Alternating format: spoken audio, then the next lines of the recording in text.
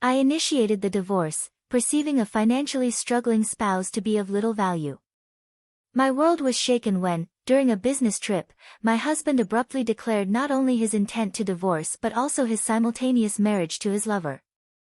To add insult to injury, he accused me of marrying him solely for his wealth and demanded I forfeit any claims to our property.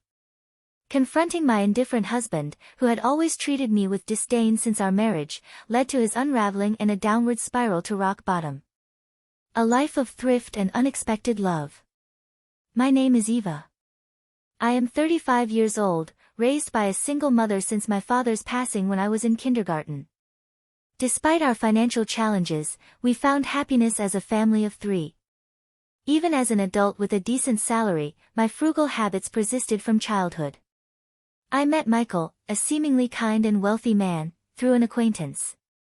I was drawn to his gentle demeanor and the new world he presented.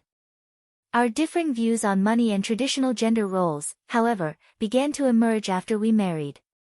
While Michael envisioned a traditional household with me as a homemaker, I was deeply dedicated to my career and financial independence. Before marriage, Michael suggested I become a homemaker, assuming I would embrace domestic roles.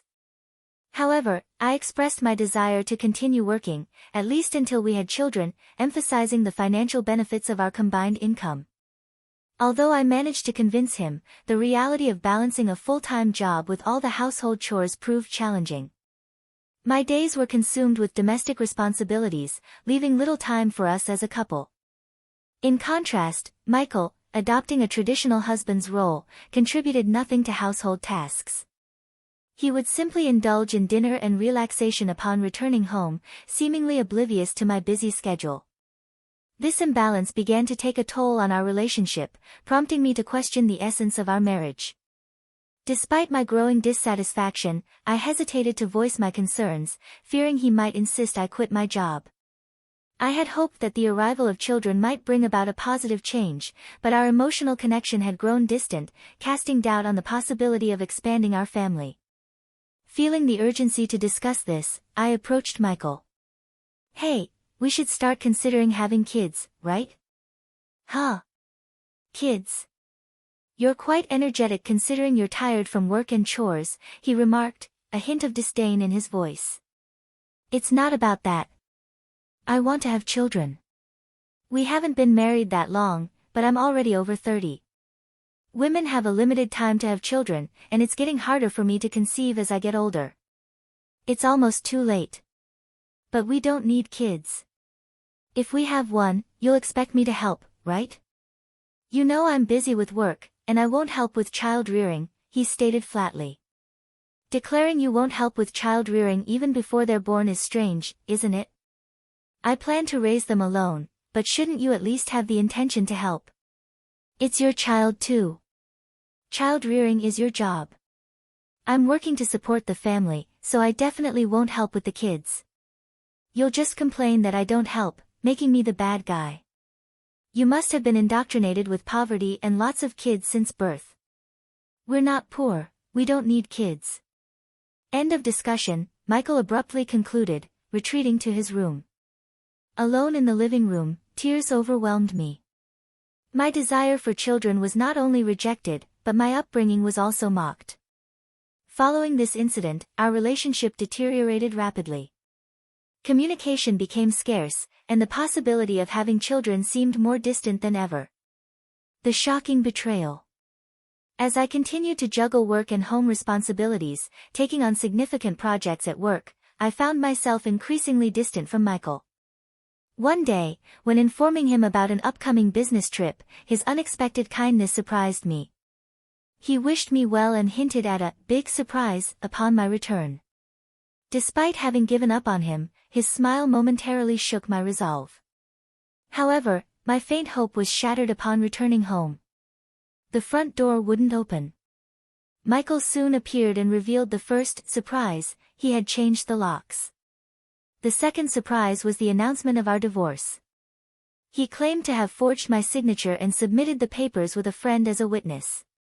Inside, he presented a document for me to sign, waiving my rights to property division.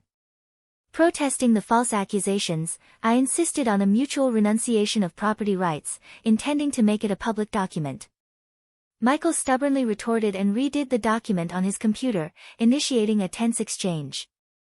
As I left the house, he continued to scorn me for being poor, even contemplating discarding my belongings. A few days later, Michael, in a state of panic, called me. "What do you mean? What have I done?" "I haven't done anything." "Why are you panicking?" "First, I was told to leave the apartment," he spluttered. "Oh, you were still living there?" "That's not allowed." "It's a new month, you're trespassing." "Trespassing? But it's my house." "Are you okay? Did you forget that it was a company apartment I rented?" "I was the leaseholder, so naturally, you can't live there anymore." "That's ridiculous. How could you do this? I can't believe you didn't know. I'm not the one who should be accused of doing things on my own. Didn't I tell you that you can't just change the locks of a rental apartment? It's my house. I can change the locks if I want. Didn't you listen? It was my leased apartment. Even if you were the leaseholder, the owner is the apartment manager. You can't change the locks without informing them. Is that so? Also, I terminated the lease. While you changed the locks, I was allowed to live there until this month. I was planning to return, but now you've unlawfully altered someone else's property, which could be criminal damage. Wait. Why did you terminate it so early? Criminal damage? Is that why the police are at the front door now? I'm too scared to open it. So the police did come, I calmly replied. Don't worry, it's probably not for trespassing or criminal damage. It's better to talk to them. Why do you know about the police? Because I reported you for filing the divorce papers yourself. It seems like you've committed crimes like forgery and fraudulent use of a private document. Divorce papers can be filed by one person, but only with mutual agreement and personal signatures. Since Michael forged my signature and the witnesses, it's obvious that it's a crime, but he seemed unaware of his guilt. I continued pressing further. So, the divorce papers you submitted are invalid, and your marriage with Lisa can't happen either. How do you know about Lisa? Did you think I knew nothing? I had a private detective agency thoroughly investigate your affair with Lisa. It was a busy time at work, and coordinating with the agency was tough. Plus, you even held a grand wedding ceremony while I was supposedly on a business trip. Are you okay? Your business trip was a lie. Yes. I took leave from work, despite being busy, to do some research and prepare documents. I knew about you bringing Lisa home. It would have been impossible to gather this evidence while working. After I revealed everything, Michael was speechless and seemed quite downcast, even over the phone. Then he pleaded with me. Please don't tell Lisa I'm divorced. Why? Why would I? There's no such fact to tell. Really? Thank you. Are you misunderstanding something? When did you become divorced? That fake divorce paper is invalid, remember? So legally, you're still my husband, not divorced. What? So, since you committed adultery, well, legally, my husband. Lisa needs to pay compensation. I sent the demand for reparation to her house yesterday by express delivery. She didn't know you were married, right? Then I can't withdraw the claim at this point. I already knew Lisa believed Michael was single, but I deliberately sent the reparation demand. Lisa hasn't contacted me yet, so maybe she hasn't received the letter. It should arrive soon. Should you be on the phone with me when you also have to deal with the police? You're busy. I'll ignore the police. I won't be arrested. I'm going to Lisa's house now to get the letter back before she or her family can accept it. He then hung up. He probably went straight to Lisa's house to wait for the postman at the front door. I knew it would be futile because the letter was sent as registered mail to Lisa only. Even if he waited for the postman, he couldn't receive it. The confrontation and revelation. A few hours later, a dispirited Michael called me. According to him, there was an incident when the postman arrived. Finally, I'll take that envelope. Who are you? You don't live here, right? I'm practically a resident here since I'm married. I have the right to receive the mail. I see, but I can't give you this envelope. It's registered mail for Lisa only. What? Give it to me. Absolutely not. If you're so eager, ask Lisa for permission. What's going on here? Oh, Michael, what's all this noise? What's happening? Ah, Lisa, this is registered mail for you. This man insisted on taking it. Sorry for the disturbance. Now, I'll be on my way. What's this? A demand for reparation? Michael, you were married? What's going on here? Sorry, it's just, she's an ex-wife from a long time ago. I was embarrassed to say I'm divorced. I'm sorry for keeping it secret, but... It's strange, isn't it? We haven't been dating long, and a demand for reparation. If you were divorced before we started dating, there shouldn't be any problem, right? Well, my ex-wife is crazy. Maybe she's demanding reparation out of spite because I got married. That was the excuse he gave, but such a lie was quickly exposed. The envelope included a letter I wrote along with my contact information, so Lisa called me directly. In that call, I told her about the affair, the invalid divorce, and that they had a wedding ceremony while he was still married to me. Although they had a wedding ceremony, they hadn't submitted the marriage registration yet. Michael wanted to submit it on April Fool's Day, so it was still pending. He probably delayed submitting the marriage registration due to uncertainty about whether the divorce was finalized. After being exposed, Michael fled from Lisa's house and shamelessly contacted me again. I still had something to tell him, so we agreed to meet at a nearby cafe. As soon as I arrived, Michael said, "Eva, please withdraw the reparation claim. Let's pretend we've been separated for a long time and officially divorced now. I can apologize to Lisa for being secretly divorced and maybe cover it up. You think I'm desperate to stay married to you? I was going to file for divorce anyway, but since you cheated, you'll pay reparation. Just trying to extort money from me, huh? Typical of the poor. You have such a poor heart. You're talking nonsense. Depending on my answer, everything can change. There's still an option where we don't divorce. If I say no, you can't reject it, meaning you can't marry Lisa, and your marital status will be exposed. Fine. I'll pay the reparation. Just divorce me now. Sign here. Then, about property division. Property division? How much more do you want to take from me? Reparation should be enough. Remember, we agreed to waive property division, right? So let's make it official. All right, you're not as bad as I thought. Thank you. We then went to a public notary, made a public document for reparation and property division, and then to the city hall to submit the divorce papers, finalizing our divorce.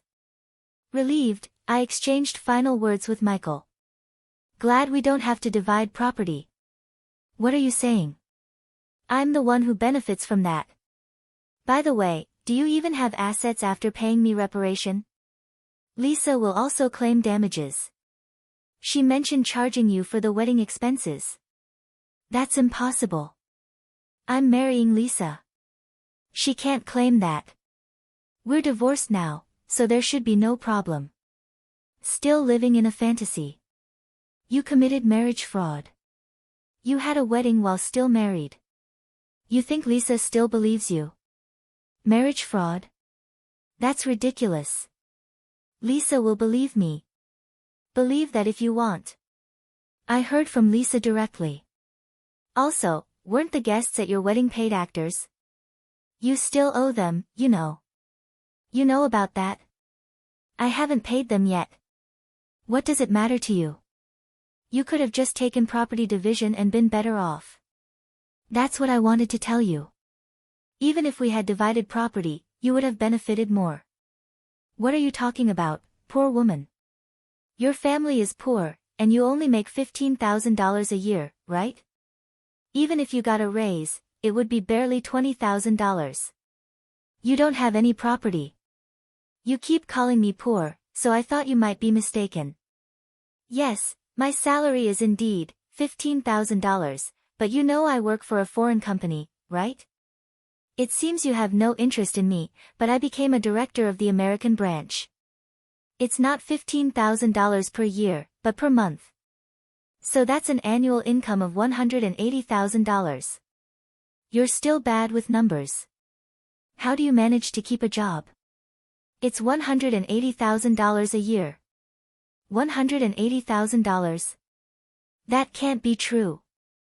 Of course, I haven't had the chance to spend such an amount, so I've been saving it for the future. The savings from before our marriage aren't part of the property division, but there's still a considerable amount since our marriage, so I could have received half of that in the property division. You were my downfall after all. I'll get the divorce papers corrected. Are you okay? After all the contempt, you think I'd gladly undo the divorce? If you have that much money, you don't need to claim reparation, right? It's just a small amount for you.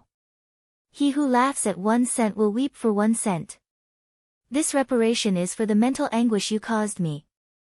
I'd like to claim more, honestly. And since we've made it official, make sure to pay it, even in installments. I'll be penniless. Also, don't go back to that apartment. Your belongings should have been moved to your parents' house by now. You thought I had few belongings, but that was because I had already moved most of them. Were you that indifferent to me? I can have so little, so I have to go back to my parents' house. They don't know anything yet, do they? Let me explain. Don't say anything. I've already told them everything. It's only right to explain why we're divorcing. Oh, and your father said, don't ever step over our threshold again. So I have nowhere to go. He collapsed, and I left the cafe. The aftermath and new beginnings. Later, I heard he caused trouble at the police station. Despite my advice, he went back to the apartment. He sat there aimlessly in the empty apartment until the manager called the police, and he was taken away. I'm not sure if it was for obstructing public duties, trespassing, or for the falsified divorce papers. Eventually, his parents took responsibility for him. After talking with me and learning about Lisa, they decided that apologizing and paying damages to Lisa's family came first. They went to Lisa's house to apologize, kneeling in front of her family. They settled everything without pressing charges for marriage fraud, even paying for the wedding expenses. I had expected them to sue, so it was disappointing they didn't. So I decided to pursue legal action against him for forging the divorce papers. Michael offered a settlement, but I didn't withdraw the lawsuit. I didn't want him to think everything could be solved with money. I wanted him to be convicted and understand the gravity of his actions. Even if it cost time and money, I left everything to my lawyer, so it wasn't too burdensome for me. Even though it took time, Michael was exposed for his actions and the marriage fraud at his company. He couldn't stay there anymore. After being detained by the police and subsequently absent without leave, he was eventually fired. He ended up living at his parents' home, working all day at a relative's construction company. His father took all his earnings, leaving him with no income. I thought his parents wouldn't abandon him, but they were stricter than I expected. They paid my reparation and Lisa's compensation, planning to make him work like a horse until he repaid everything. He lived in a shed-like place with no electricity, receiving only $5 per day for food, deducted from his salary. They plan to disown and kick him out once he's repaid everything, a harsh fate. After years of hard work, I was offered a position at the head office abroad at Global Connect Solutions, so I moved overseas after the divorce was finalized. I worried Michael might come to me for help or harbor resentment, but moving abroad alleviated those concerns. I thought work would be my partner for a while, but soon I found a new relationship. I'm now dating a foreign executive at our head office, and I'm pregnant with plans to marry soon. I told him everything about my past and my ex-husband, and he's understanding. I'll take maternity leave and plan to return to work later, supported by him. He's enthusiastic about taking paternity leave and co-parenting, showing a different cultural perspective. After being tormented by my ex-husband, I finally feel I'm grasping true happiness and confidence in building the happy family I'd always dreamed of. Many suffer due to selfish spouses, and while divorce isn't always the right choice, enduring silence isn't a virtue. It's important to know that honest discussions can lead to resolutions, and sometimes divorce is a necessary option.